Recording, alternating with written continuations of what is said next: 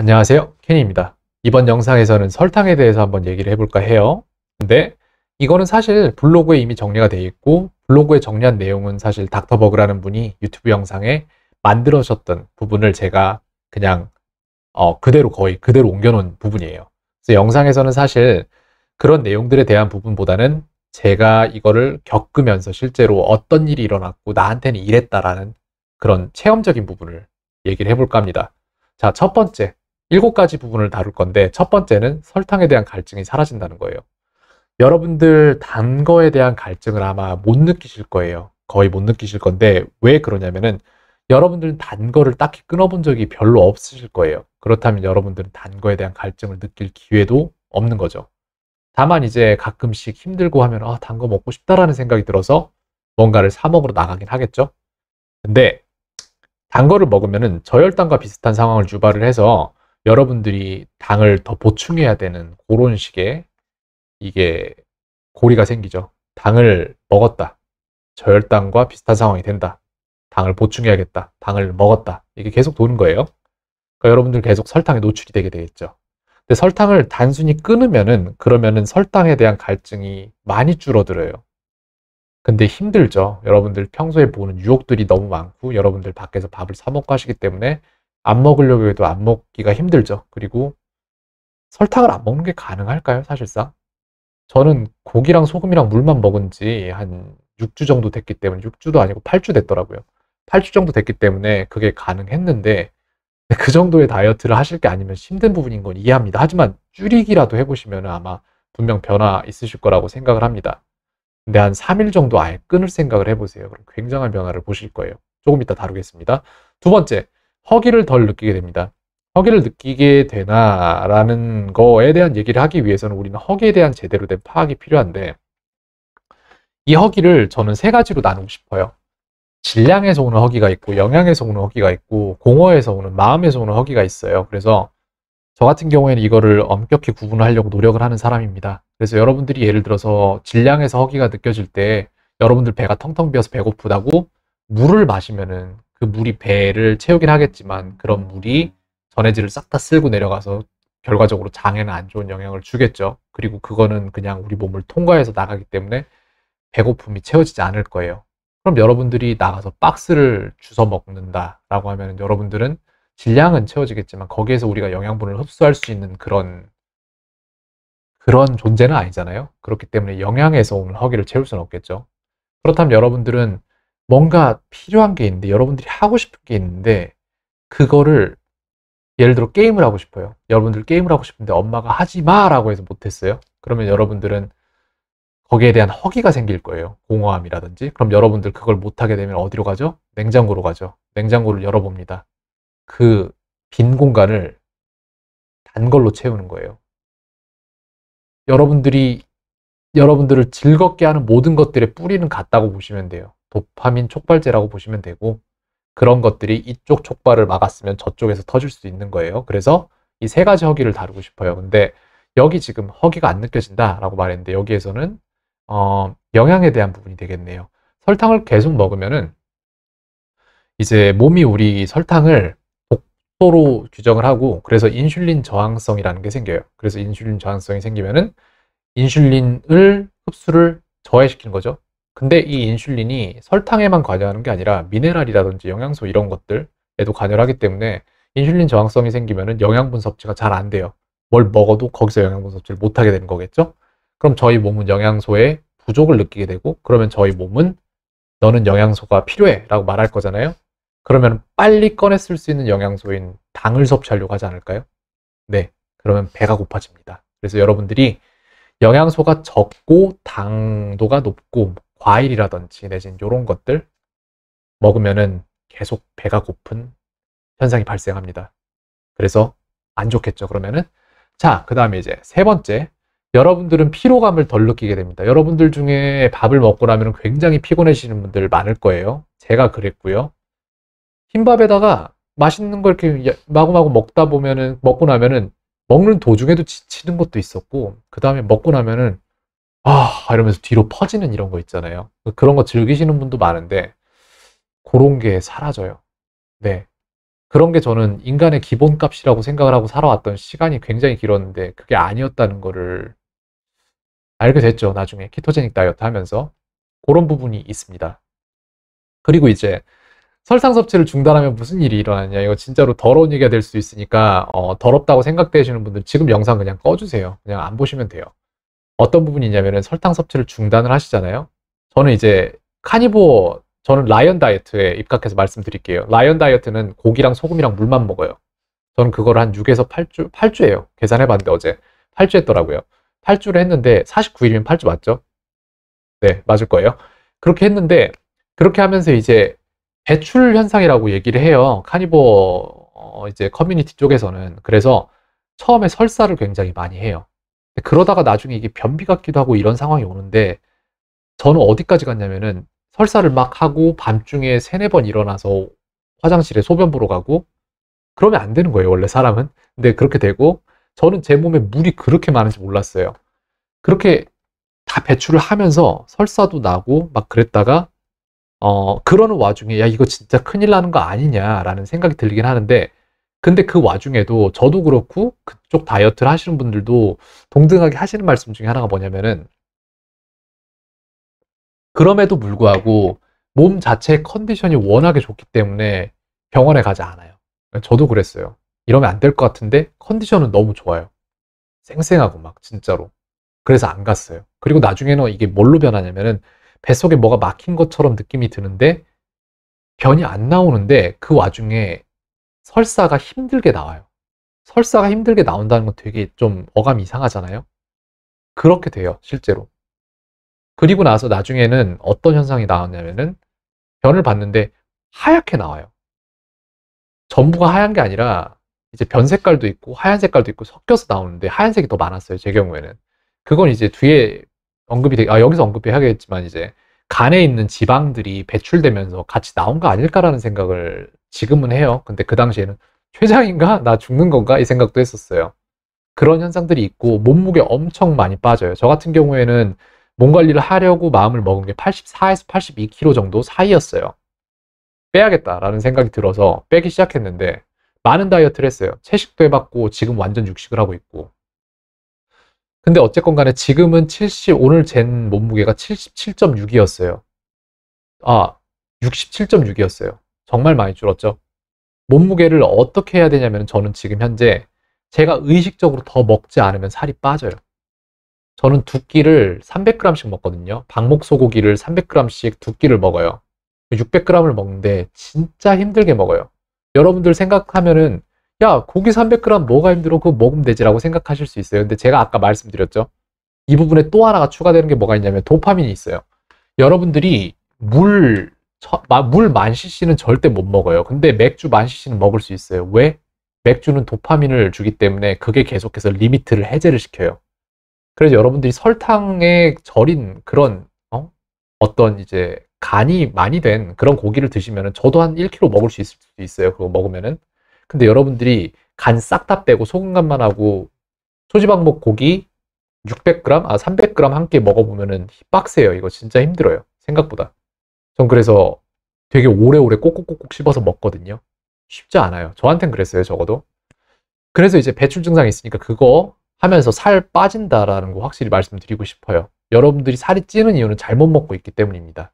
영양소 많은 걸 먹으면 허기도 없고 살도 안 쪄요. 살이 오히려 빠져서 걱정이 돼요. 저 바지 다 버렸어요. 그래서 자, 긍정적인 감정을 갖게 됩니다. 여러분들이 영양소, 설탕을 안 먹으면은. 저 같은 경우에는 실제적으로 카니보어가 아니라 라이언 다이어트를 이제 한 49일 유지를 하면서 3일 정도를 치팅은 아니고 솔직히 검사하려고 먹었어요. 하루는 글루텐을 완벽히 많이 섭취를 했고 다른 이틀은 카니라이스라고 해서 카니보 다이어트 하면서 밥을 먹는 건데 그렇게 이틀은 밥을 한번 먹어봤어요. 무슨 현상이 일어나는지. 근데 이 글루텐 먹은 날에 설탕 섭취도 과섭취를 했어요. 콜라랑 이런 것도 먹었으니까. 피자에 콜라 막 이런 걸 먹었으니까요. 그날이랑 그 다음 날이랑 성마름이 막 올라와요. 짜증이. 짜증이랑 그리고 이렇게 안에서 이렇게 부글부글 끓는 게 있어요. 화 같은 게. 화가 나요. 예. 그런 짜증 같은 게 올라오는 게 있어요. 확실히. 그리고 카니라이스를 했던 때에는 딱히 별 문제는 못 겪었어요. 그거에 대해서 모르겠고, 글루텐 섭취와 당분 섭취 때에는 분명히 짜증이나 이런 게 있었어요. 근데 이건 왜 그러냐면은 여러분들은 감정을 결정할 수 없어요. 이제 뇌과학에서 말할 때 퍼셉션과 그 다음에 이제 센서리 리셉터를 얘기를 할 때 여러분들이 오감을 통해서 어떠한 정보를 입수를 하고 그 다음에 그거에 대한 거를 제가 여러분들한테 시킬 수도 있어요. 여러분들 지금 현재 여러분들 발바닥을 느껴보세요 라고 말하면은 그 전까지 여러분들은 발바닥이 없었던 게 아닌데 느끼지 않고 있었죠. 하지만 제가 언급하니까 여러분들은 발바닥을 느끼기 시작하는 거거든요. 그럼 그거는 perceive 한 거예요. 지각한 거예요, 이제. 그렇죠? 그리고 나서 그거에 대해서 생각을 할 거면 이제 conceive로 넘어가는 거죠. 근데 문제는 뭐냐면은 여러분들이 감정을 여러분들 맘대로 할 수가 없어요. 할 수 있어요. 그걸 할 수 있는 사람들이 극히 적어요, 인류에서. 근데 그것조차도 할 수 있어요. 그런 것들은 이제 무의식에 접속해서 바꿀 수 있는데 방법은 여러 개가 있어요. 근데 어쨌건 간에 여러분들은 생각보다 여러분들이 감정에 관여하는 바는 굉장히 적어요. 여러분들보다 훨씬 더 여러분들 감정에 관여하는 바가 많은 존재가 뭐냐면 여러분 몸속에 살고 있는 미생물들이에요. 이제 유산균, 유익균이 될 수도 있고 유해균이 될 수 있는데 그런 장내균들, 37조 개에 달하는 장내균들이 여러분들 감정에 훨씬 더 많은 기여를 합니다. 뇌에 훨씬 더 접속을 잘 할 거고요. 여러분들이 뭘 먹느냐에 따라서 여러분들이 어떤 감정을 지닌 사람이냐가 결정이 되고 여러분들의 무의식은 감정의 언어를 알아듣기 때문에 여러분들이 어떤 결정을 할 것인지는 여러분들 감정에 의해서 결정됩니다. 그래서 여러분들은 영어에서는 you are what you eat이라고 합니다. 그래서 여러분들은 여러분들이 뭘 먹는지에 따라서 결정된다고 얘기를 하죠. 그래서 여러분들은 실질적으로 좋은 사람이 되려면은 좋은 사람이 되려고 잘 노력을 하지 말아야 돼요. 여러분들이 잘 하려고 해봤자 여러분들이 여러분인 채로 여러분일 거잖아요, 계속해서. 그러니까 잘 드셔야 돼요. 좋은 걸 드셔야 감정이 더 좋아지고 그 감정에서 좋은 생각들을 인지 단계로 끌어올 수가 있고 그 인지 단계에서 받은 선택권 중 그게 자유의지죠. 100만 개의 선택권 중에 무의식이 걸러내고 5개 정도 여러분들한테 옛다 하고 줬을 때 그 중에 하나 고르는 게 그게 자유의지잖아요. 선택권이 훨씬 좋아져요. 그래서 잘 드시라 라는 말씀을 드리고 싶습니다. 설탕 먹지 말고 좋은 거 드시면 감정이 훨씬 더 밝아질 겁니다. 자, 그 다음에 6번째, 피부가 좋아집니다. 피부 지금 현재 여기에 뾰루지 하나 났거든요, 제가. 근데 이거 솔직히 왜 나는지 모르겠어요, 지금. 그래서 이거를 달고 설득하는 게 참 설득력이 없긴 한데 저 피부 되게 좋은 편이거든요. 원래 이랬냐라고 하면은 네, 원래 좋았어요.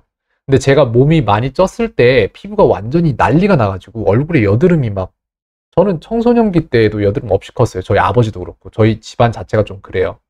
근데 그럼에도 불구하고 저는 나중에 이제 밥 먹고 술 일주일에 8번씩 먹고 막 그러다 보니까 난리가 난 거예요. 몰랐어요. 그래서 저는 영상들을 찾아봤는데 거기에서 한 가지 제가 믿지 않았던 거 있는데 믿지 않았음에도 불구하고 거기 있는 걸 다 했기 때문에 하지 않아서 좋아졌을 수도 있어요. 결과적으로. 카라멜 마키아토 뭐 이런 거 있죠. 그러니까 단 것들 먹지 말라고 하더라고요. 저 그 당시엔 이해 못했어요. 이게 왜 그런지. 근데 단 거를 끊으면은 여러분들 피부에 윤기가 생기고 빛이 나기 시작해요. 여드름이나 이런 거 진짜 많이 죽어요. 왜냐면 여러분들이 생각할 때 여러분들 지금 표면적으로 올라오는 것들은 내부에서 밀어서 올라오는 거잖아요. 여러분들 안쪽에서 염증이 생겨서 올라온 거예요. 근데 당이나 이런 거, 단 거 먹으면 염증이 굉장히 많이 증가를 해요. 그거에 대한 얘기는 이제 블로그에 정리를 해놨으니까 그쪽으로 가서 보시길 권합니다. 제가 지금 다 설명을 하기에는 말을 많이 절 것 같아요. 저도 지금 잘 모르겠어요, 솔직히. 그래서 그래요. 그러니까 결론만 말씀드리자면은 피부에 윤기가 나고 피부가 굉장히 좋아져요. 진짜로. 단 것만 한번 끊어보세요. 그럼 단 거 끊고 그래, 단 거 끊어야지 하고 단 거 끊고 과자 먹을 거잖아요. 과자는 식물 씨앗유 이런 것들이 많이 들어가 있기 때문에 피부에 더 안 좋습니다. 그럼 뭘 먹어야 되지? 하면 먹을 거 정말 없어요, 여러분들. 진짜. 설탕 안 들어간 거, 식물 씨앗 기름 안 들어간 거 찾아서 먹으려고 하죠? 아마 못 찾을걸요. 진짜 건강하게 드시는 방법밖에 없어요. 그럼 나 이제 채식해야죠? 라고 하면은 시금치 드시죠? 옥살산 있습니다. 그러면은 단백질을 콩으로 섭취해야겠다? 렉틴 있습니다. 여러분들 또 다른 거 막, 그러면은 견과류 같은 거 간식으로 많이 먹어야지? 거기에는 피트산 있습니다. 공부하시면은 진짜 못 먹는 게 세상에 정말 많아요. 근데 그럼 이제 이런 말 할 거예요, 여러분들. 그럼 뭘 먹어요? 이렇게 말할 텐데, 그럼 똑같이 생각해 볼게요. 평균 수명이 20살인, 아니 평균 수명이 15살인 평행세계로 가요. 근데 그 세계 사람들은 박스를 먹고 살아요. 그럼 그 사람들한테 박스 먹지 마세요. 건강에 안 좋아요. 박스 안 먹으면 100살 살 수 있어요. 라고 하면 그 사람들 저한테 똑같이 얘기할 거예요. 그럼 뭐 먹어요? 박스 안 먹으면 뭐 먹죠, 이제? 난 롯데박스가 다 맛있던데? 막 이러면서. 관점 자체가 다른 거예요. 여러분들이 지금 그거를 다 먹고 있는 이유는 여러분들이 그걸 먹는 거에 익숙해졌기 때문이에요. 그거를 안 먹기 시작하면은 몸이 적응하기 시작해요. 몸은 알아요. 얼마만큼이 적당량인지. 근데 여러분들이 항상 도파민으로 리미트를 뚫어버리기 때문에 계속 더 먹게 되는 거예요. 어쩔 수 없죠. 질량은 채웠는데 영양이 안 찼으니까 그 영양이 뇌로도 가야 되는데 제대로 생각할 수 없으니까 계속 영양을 채우기 위해서 영양을 채우는 가장 빠른 방법인 당을 섭취를 하는 거예요. 콜라 마시고 막 이런 거 먹고. 자, 7번째. 근육의 스티프니스가 줄어드는데 스티프하지가 않게 되는데 무슨 말이냐 하면 여러분들 가끔가다 담 결리고 막 이런 거 있을 거예요. 자고 일어났는데 목이 안 돌아가요. 앞을 봐야 되는데 뒤를 보고 있고. 그 정도는 목이 돌아가는 게 강식급인데 그건 아니겠죠? 그건 아닌데 담이 걸리고 그 다음에 또 뭐가 있죠? 근육통? 배가 어땠더라? 제가 쥐가 나요. 쥐가 많이 났어요. 저도 그렇고 저희 아버지도 그렇고 쥐가 진짜 많이 나요. 제 동생도 유연성이 굉장히 떨어지는데 쥐가 많이 나는 성격인데 성격은 아니고 쥐가 많이 나는 몸 체질을 갖고 타고난 것 같아요, 아예. 근데 저는 설탕 끊으면서 어떻게 됐냐면은 예를 들어 제가 쥐가 얼마나 많이 나냐면은 저 아는 분이 미용실을 하셔서 거기에 가면 저는 바쁘니까 제가 머리를 그냥 감아요. 그러면 세면대 이렇게 숙이고 감을 거잖아요. 그러면은 배에 쥐가 나서 일어나서 물을 맞고 있어야 돼요. 이러면서. 네, 그런 상황이 여러 번 발생을 했어요. 진짜 많이 발생을 해요. 그리고 윗몸 일으키기를 못 했어요, 원래. 왜? 윗몸 일으키기를 하면은 무조건 장단지나 배에 쥐가 나요. 그래서 못 했어요. 그게 없어진 지 굉장히 오래 살았어요. 전 키토제닉 다이어트를 6개월 이상 했는데 그럴 때 이미 이게 많이 없어진 상태였고 그 다음에 이번에 카니보 다이어트 하면서 그게 더 없어졌어요. 라이언 다이어트 하면서 그게 더 없어졌는데 그러다가 아까 말씀드렸죠. 피자랑 콜라 이런 거 많이 먹었다고 하루 만에 엄청 먹었거든요. 그리고 그 당일날 바로 쥐가 났어요. 네, 적어도 저한테는 그걸 먹으면 쥐가 난다는 인과는 저는 알고 있어요. 그래서 저는 당분 섭취를 굉장히 자제해야 되는 사람 중에 한 명이라고 생각을 합니다. 그렇게 해서 7가지를 지금 전체적으로 정리를 했는데 저는 제가 롱테이크로 이걸 다 뽑을 수 있을지 몰랐어요. 솔직히 저는 제가 굉장히 자랑스럽습니다. 그래서 여러분들이 지금 솔직히 이런 것들을 듣고 나서 한 번에 그거 맞아라고 생각하시긴 좀 힘들 거예요. 더 많은 정보를 원하신다면 블로그 쪽으로 가서 보시고 그 다음에 영어를 아신다면은 닥터버그 박사님의 영상을 보시기를 권해드립니다. 더 많은 말을 하게 되면 여기서 실수를 해서 제가 영상 하나 더 찍어야 되는 상황이 발생할 것 같아서 그만 줄일 겁니다. 자, 켄이었습니다. 오늘 하루도 평온한 하루 되세요. 감사합니다.